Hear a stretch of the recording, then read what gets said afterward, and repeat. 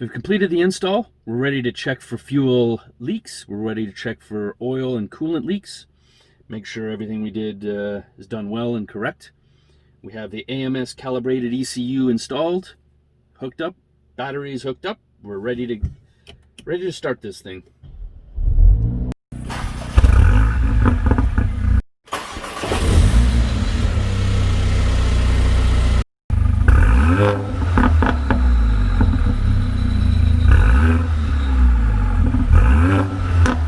Now we're going to check for leaks.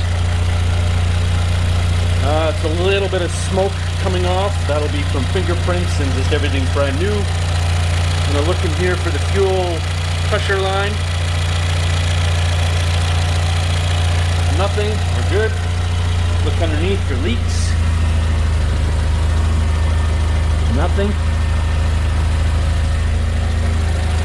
And we'll literally just let this warm up the temperature.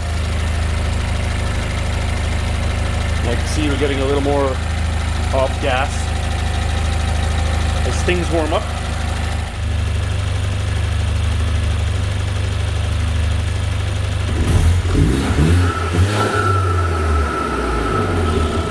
Don't forget to check out my other videos and subscribe.